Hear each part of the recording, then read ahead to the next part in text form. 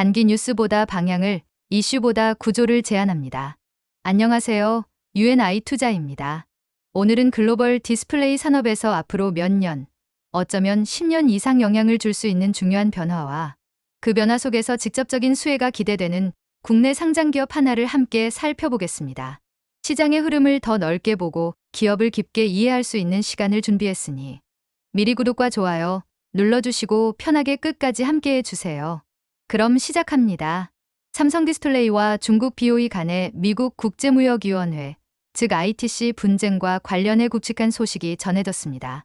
겉으로 보면 기업 간 법적 다툼처럼 느껴질 수 있지만 그 안을 들여다보면 OLED 시장 판도가 달라질 수 있는 중요한 변곡점이 숨어 있습니다. 우선 사건의 배경부터 짚어보겠습니다.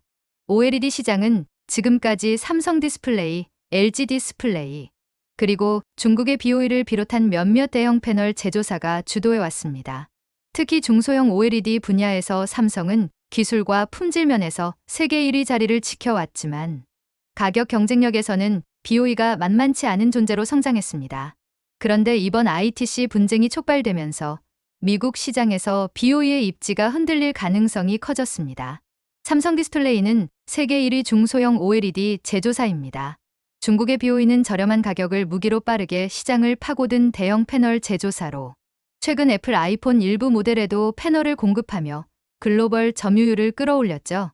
여기서 OLED는 유기 발광 다이오드로 스마트폰, 태블릿, TV 등에서 고화질과 저전력을 동시에 구현하는 핵심 디스플레이 기술입니다. 그리고 ITC는 미국 내에서 불공정 무역 행위를 조사하고 필요한 경우 수입 금지 명령 같은 강력한 조치를 내리는 기관입니다. 이번 분쟁은 크게 두 갈래로 진행됐습니다. 하나는 특허 침해 사건, 또 하나는 영업비밀 침해 사건입니다. 특허 침해란 등록된 기술 권리를 허락 없이 사용하는 것이고, 영업비밀 침해는 공개되지 않은 핵심 제조 공정이나 노하우를 부정 취득 활용하는 것을 뜻합니다. 먼저 특허 사건에 대해 살펴보겠습니다. 2022년 12월 28일, 삼성디스플레이는 BOE 등 여러 회사를 상대로 자사의 아몰레드 특허를 침해한 패널이 수입 판매되고 있다고 주장하며 ITC에 제소했습니다. 하지만 ITC 소송은 단순히 특허 침해만 입증한다고 끝나는 게 아닙니다. 해당 특허를 기반으로 미국 내에서 생산, 투자, 고용이 이뤄지고 있다는 국내 산업 요건을 충족해야만 수입 금지 명령이 가능합니다. BOE 측은 삼성전자가 해당 특허를 광범위하게 라이선스하고 있어 삼성디스플레이 단독 권한이 제한된다고 주장했고, 지난 3월 행정법 판사가 이를 일부 인정했습니다. 그 결과 일부 침해 가능성이 인정되더라도 수입 금지 명령은 기각됐습니다. 이제 영업비밀 사건을 보겠습니다. 2023년 10월 30일, 삼성디스플레이는 BOE가 OLED 제조 공정과 관련한 자사의 영업비밀을 부정 취득 사용했다고 주장하며 다시 제소했습니다. 그리고 보도에 따르면 예비 결정에서 행정판사는 BOE의 위반을 인정했습니다. 여기서 권고 수준이 상당히 강력했는데요. 제한적 수입금지 명령과 영업정지 명령을 동시에 내렸습니다. 수입금지 명령은 말 그대로 해당 제품이 미국으로 들어오는 것을 막고, 영업정지 명령은 이미 들어온 제품이라도 판매, 광고, 재고 소진을 전면 차단합니다. 여기에 대통령 검토 기간 중에도 실질적 수입 제한이 유지되도록 수입 물량 100%에 해당하는 보증금 예치까지 권고했습니다. 적용 기간은 무려 14년 8개월입니다. 한 세대에 가까운 기간 동안 BOE를 미국 시장에서 사실상 퇴출시키는 수준이죠. 최종 결정은 2025년 9월 30일로 예정돼 있지만 ITC 심리 절차 특성상 11월로 연기될 수 있습니다.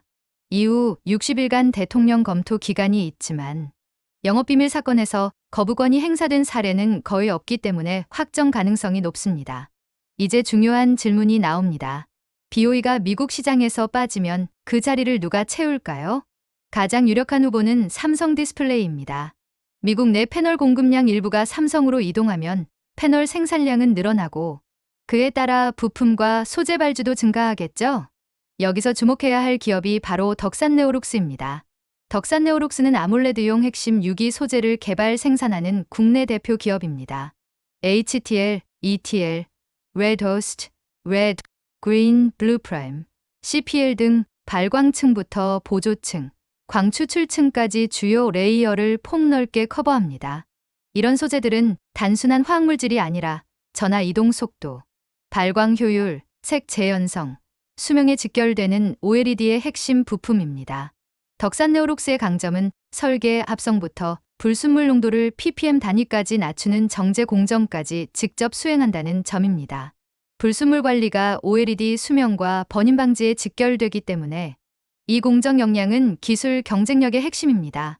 또한 덕산 네오룩스는 삼성 디스플레이의 최신 M 시리즈, 예를 들어 M14 세트의 레드 프라임, 그린 프라임, HTL 등을 공급해왔습니다. 이 과정은 수년간의 평가와 신뢰성 검증을 거쳐야만 가능하며 기술력과 상용화 능력을 동시에 입증한 사례입니다. 여기에 OLED 핵심 레이어와 공정 관련 특허를 1,300건 이상 보유하고 있으며 일부는 삼성 디스플레이와 공동으로 등록돼 있습니다.